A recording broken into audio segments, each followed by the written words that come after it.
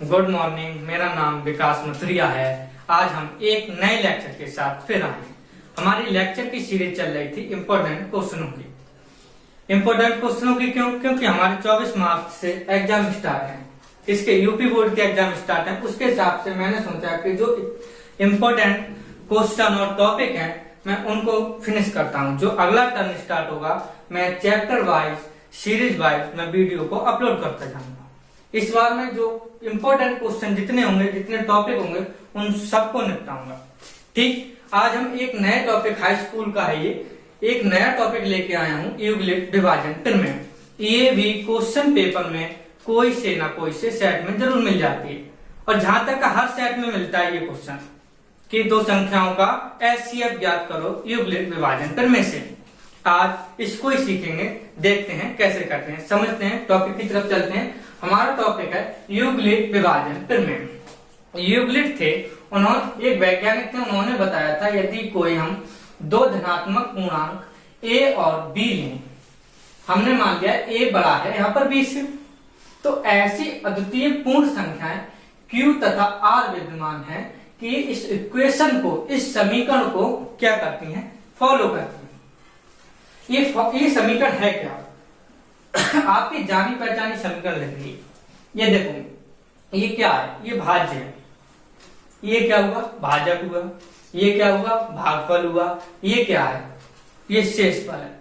इसी इक्वेशन में यूक्लिड विभाजन प्रमेय प्रयोग करनी है। यही तो यूक्लिड विभाजन प्रमेय है, यही तो इक्वेशन है यूक्लिड विभाजन प्रमेय की। इसको प्रयोग करते समय हमें किन किन बातों पर ध्यान रखना है, किन किन बातों पर ध्यान रखना, उन बातों को देखें। मैंने बिंदु लिख रखे हैं कि दो धनात्मक पूर्णांक ए और बी हैं। यहाँ ए बड़ा है बी से, और ए और बी का हम एचसीएफ ज्ञात करें तो कुछ बिंदु निम्नलिखित हैं। कौन कौन से बिंदु निम्नलिखित हैं? देखो, ए और बी में यूक्लिड विभाजन प्रमेय का प्रयोग करने पर क्यू और आर ज्ञात करते हैं। क्यू और आर का मतलब क्या है? भागफल ज्ञात करते हैं और शेषफल ज्ञात करते हैं। ये दो चीजें ज्ञात करते हैं कि दो संख्याएं दी हैं हमें। एक क्या दिया है? भाज्य दिया है, और एक भाजक दिया है, जिससे हमें भाज्य को काटना है। तो ये इक्वेशन को संतुष्ट करे, पहली बात। नंबर 2, यदि r बराबर 0 है तो b पूर्णांक a और b का एचसीएफ होगा। यहाँ पर आपको दिक्कत आ गई होगी थोड़ी, अभी समझा रहा हूं। यदि r बराबर 0 नहीं है तो यूक्लिड विभाजन प्रमेय का प्रयोग कीजिए। फिर से पुनः, यहाँ पर पुनः लिखने से भूल गया, पुनः यूक्लिड विभाजन प्रमेय का प्रयोग कीजिए। तीसरी कंडीशन है हमारी, यह प्रक्रिया तब तक जारी रखनी है जब तक r बराबर 0 ना आ जाए। हम ये दूसरी वाली बात को समझते हैं। ये कह रहा यदि r बराबर 0 है तो b पूर्णांक का एचसीएफ होगा। इसका कहने का मतलब ये है, यदि मान लो 10 और 5 का बीच में हमारा 10 क्या है? a है, 10 हमारा a है, और b क्या है? हमारा 5 है। 5 से 10 को भाग कीजिए, 2 बार गया, ठीक, शेषफल हमारा आया 0। इसमें इस इक्वेशन में मान रखो a बराबर हमारा क्या है? 10, और b बराबर हमारा 5 है, और कितना शेषफल आया है? वो भागफल कितना आया है? 2, और शेषफल 0। यदि ये इक्वेशन आती है इस तरीके की, यदि r बराबर 0 होता है तो जो हमारा जो भाजक होता है वो हमारा एचसीएफ होगा। क्या होगा? एचसीएफ होगा, जो भाजक होगा। यदि हमारा यहाँ पर शेषफल 11 होती, ठीक, या मान लो 12 है, 2 बार गया 10 बार, 2 हमारा क्या बचा? शेषफल बचा। समझते रहना यहाँ पर इस बात को, 2 हमारा शेषफल बचा। इस कंडीशन में हमारा 5 एचसीएफ नहीं होगा। एचसीएफ हमारा तभी होगा जब यहाँ शेषफल हमारा 0 आ जाना चाहिए। तो हमारा जो b है वो क्या हो जाएगा? हमारा एचसीएफ हो जाएगा। तो देखो, इसमें 2 शेषफल बचा। अब हम 5 और 2 के बीच में फिर यूक्लिड विभाजन प्रमेय का प्रयोग करेंगे। देखो, 5 और 2 के बीच में, 5 और 2 के बीच में कैसे करेंगे? 2 से 5 को फिर डिवाइड करो, कितनी बार जाएगा? 2 बार, 4, 1 शेषफल बचा। अब भी हमारा देखो 5 बराबर 2 गुणा 2 प्लस 1। अब भी हमारा शेषफल 0 नहीं आया है, तो इस कंडीशन में हमारा ये शेष अभी भी क्या एचसीएफ नहीं हुआ। एचसीएफ का मतलब मासा अभी भी हमारा 2 नहीं हुआ। अब देखो, अब 2 और 1 के बीच में फिर पुट करो, 1 को फिर से 2 से, अब तो 2 बार ही जा रहा है। अब क्या हो गया, हमारा शेषफल आ गया 0। तो देखो 2 बराबर 2 इंटू 1 प्लस 0।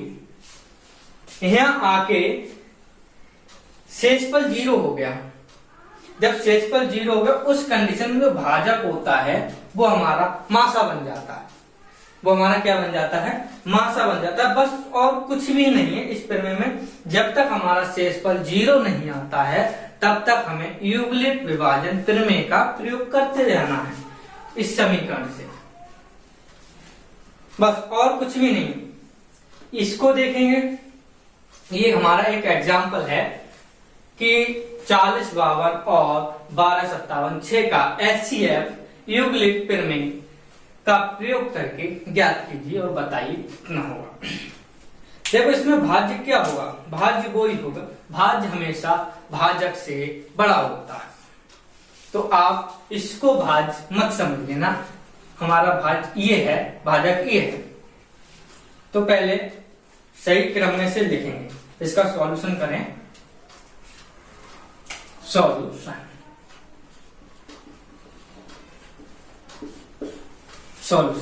देखो 12 576 और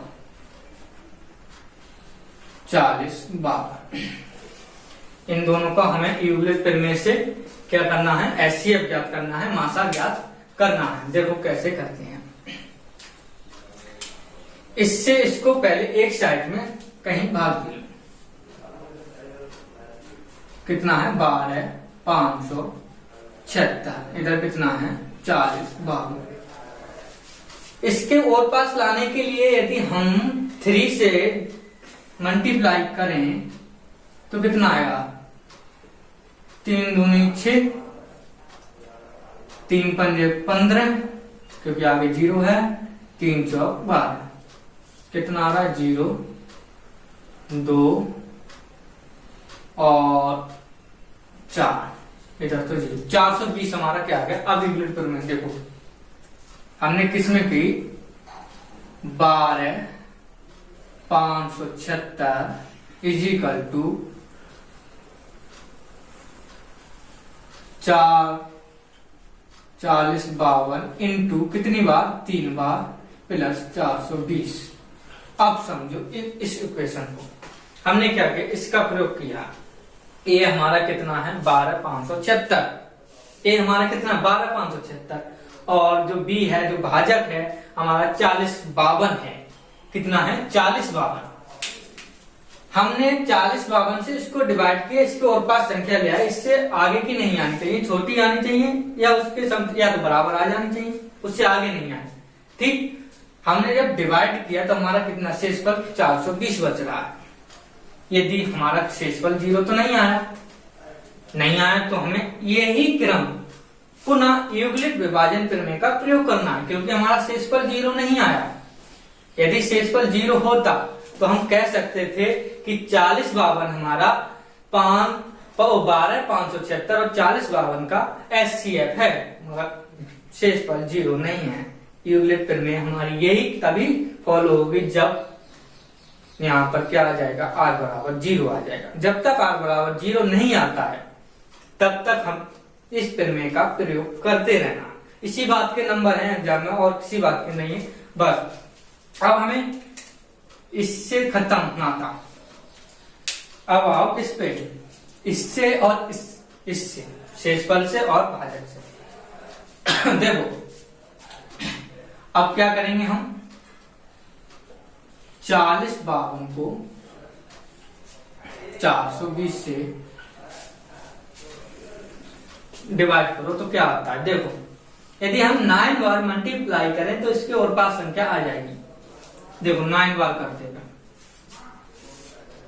जीरो का तो जीरो ही। 9 दूनी 18 के 8, ठीक, और 9 चौक 36, 36 और 1 37। यहाँ 12 वो जहाँ तो केवल 2, यहाँ 15 में से 8 गए तो 7, 15 में से 8 जाएंगे, कितना बचेगा? 7 ही बचेगा ना, ठीक। और यहाँ 9 में से 7 जाएंगे तो 2 बचेगा, बस 272। अब यहाँ देखो हम किसके किसके बीच में हो रहा है हमारा? 40 52 और 420 के बीच में।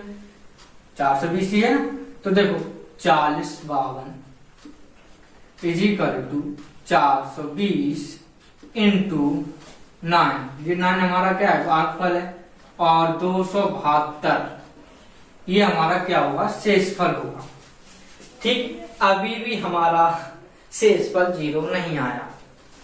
जब 0 नहीं आया तो फिर क्रम लगाओ, अब इसके और इसके बीच में लगाओ। 420 और 272, गर्मी कुछ ज्यादा ही पड़ रही है, इसको 2 बार में डिवाइड करें तो शायद ज्यादा हो जाएगा, एक ही बार रखो तो कितना आ रहा है? 272, 8 बचा, इधर 11 में से 7 जाएंगे तो 4, और इधर 148। अब इधर आओ, कितना हुआ हमारा? 420 से हम कर रहे थे 272 इंटू 1 प्लस 148। अभी भी हमारा शेषफल 0 नहीं आया। फिर यूलेट पे अपना लगाओ, फिर बात करो भैया, ये इसी बात के नंबर और किसी बात के नंबर नहीं इसमें। 272 भाग 148, एक ही बार जाएगा 148, तो कितना? 12 में से 8 गए तो 4, ठीक, और 6 में से 4 गए तो 2, इधर 1, 124। अभी भी हमारा नहीं आया है शेषफल 0। 272 is equal to 148 into 1 plus 124। अभी भी हमारा शेषफल 0 नहीं आया। अब इन दोनों के बीच में फिर बढ़ जाओ इन दोनों के बीच में, 148 के बीच में। अब 148 से भाग दो, नहीं 148 को भाग दो 124 से, तो 2 बार जा रहा है शायद, 148 लिख लो, 148 से भाग दो 124 से, तो 1 ही बार जाएगा, तो कितना हुआ? 1 2 4, तो 4 2 24 बचा। 124 इंटू 1 प्लस 24। अब भी हमारा शेषफल 0 नहीं आया। ये थोड़ा लंबा था, इसमें सवाल ही लंबा था, ये क्या करा मैंने? एग्जाम्पल ही ऐसा लिया था, थोड़ा आनंद भी आए करते पे भी। क्वेश्चन जब तक करोगे नहीं तब तक उसमें आनंद नहीं आएगा। जब तक आनंद नहीं आएगा तब तक मजा कहाँ से आएगा? जब मजा आ जाएगा तो इंटरेस्ट तो अपने आप ही लगेगा ना। तो अब देखो, अब इन दोनों के बीच में बैठ जाओ, 124 और 24 के बीच में, 124 और 24 के बीच में, तो कितनी बार जा रहा है? समथिंग कम ही जाएगा, 5 बार करें, 24 पंजे से करें तो कितना जा रहा है हमारा? 5 और 20, 5 दूनी 10, अब 2 बार, 24 पंजे 120, सही, 5 बार भी। शेषफल हमारा क्या हो गया? 4। 124 24 इंटू 5 प्लस 4। अभी भी हमारा शेषफल 0 नहीं आ गया, मगर हमें पसीना आ गया, मगर शेषफल 0 नहीं आने वाला है अभी भी। अब आ जाएगा, अब आ जाएगा। अब 24 को 4 से डिवाइड करो, 4 4 6 24, 4 7 28, 4 9 36। ओ हाँ, 8 से कितना बचा हमारा शेष पर? 4 ही बचा ना। ठीक है, 4 ही बचा। अब देखो, हाँ इसको मल्टीप्लाई करो ना आप 24 से, फिर क्या 24 से भाग, 24 को भाग करो 4 से, 4 पंजे 20, 4 6 24, 24 इज इक्वल टू 4 इंटू 6 बार जा रहा है और शेष पर आ गया हमारा 0। या हमारे क्या हो गई, बल्ले बल्ले हो गई। ये देखो, अब इस कंडीशन में हमारा इसका 40 52 और 12 576 का एचसीएफ कितना हो गया? 4 हो गया। तो क्या लिखेंगे हम? 40 52 और 12 576 का HCF 4 है। अब हम एक जो अगले लेक्चर में हम आएंगे उसमें कराएंगे क्या, √2 एक अपन में क्या नहीं लगेगा, उसमें सिद्ध करना है। √2 तो अपन में संख्या होती ही है, हम सिद्ध करेंगे कि यार क्या √2, फिर हमने क्या होती है, √2 एक अपन में संख्या है, सिद्ध कीजिए। √2 को अपन में जो संख्या होती है उसको सिद्ध करना है कि क्यों है ये अपन में संख्या, क्यों नहीं है। इसमें अंक करके आधारभूत प्रमेय कराऊं, इस बार रहने दो, ज्यादा पूछी भी नहीं है, मगर हाँ प्रयोग होगा। प्रयोग जब होगा उसमें तो मैं बता दूंगा कहाँ कहाँ होगा, कैसे कैसे होगा, क्योंकि इंपॉर्टेंट क्लास चल रही है तो इम्पोर्टेंट टॉपिक कराओ ना, तो एक तरफ से कैसे करा सकते हैं ना, एक तरफ से होगा भी नहीं, क्योंकि 24 मार्च और हम आज 19 तारीख की डेट में आपके सामने ये यूक्लिड विभाजन प्रमेय का लेक्चर दे रहे हैं।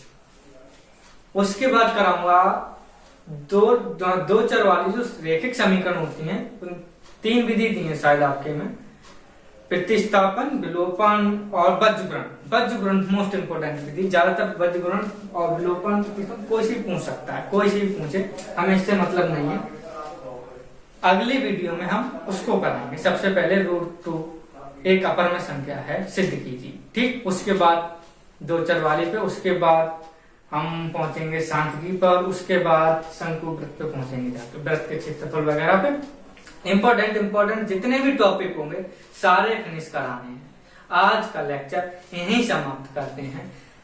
धन्यवाद, थैंक यू।